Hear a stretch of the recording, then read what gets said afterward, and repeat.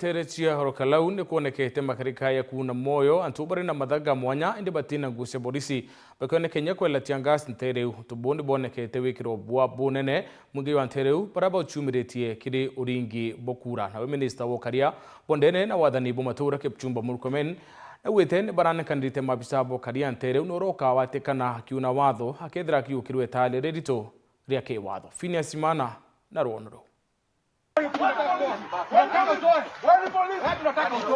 Naruan terechegisio bunge kiolkalau ne konekete makarika yatia kuiria arakinya konekete nendi antoba kuirikana ne mabisa bapolithi batena nguche polithi bakielaira mwingetia gas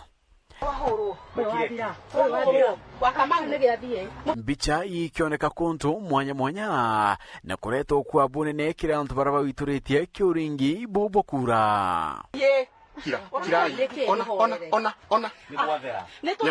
Nyamazeni.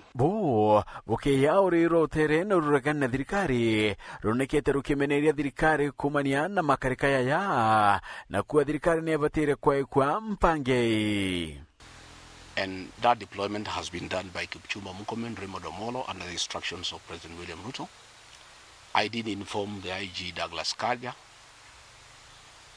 that rogue police officers operating under members of parliament had been dispatched to Olkalau to cause mayhem. Awe akiariria kithurano kia ntuku eruari minister wokariboneni no bongania bwa thirikari cha matora Kipchumba Murkomen na tararetie nivo kinyithitie mabisa bakong'ana ntere cha Olkalau kenda kulikithia okaria. Let me first assure the Kenyans that the Inspector General of Police deployed enough officers to provide security in Olkalau. Murkomen akiwa bisa wende okra kedra nende akiwa tekana na kuita akiuta tena watho akedra kinyaki ukairua itagaria riake watho. These allegations of some other persons who are causing havoc in the Olkalau must be investigated thoroughly, and anyone who is culpable must be arrested regardless of their what they were doing and who deployed them to Olkalau. Whether they were deployed by the Inspector General and they went and misbehaved, they must be dealt with and dealt with finality. I am not, let me say this, we are not condoning violence in any way.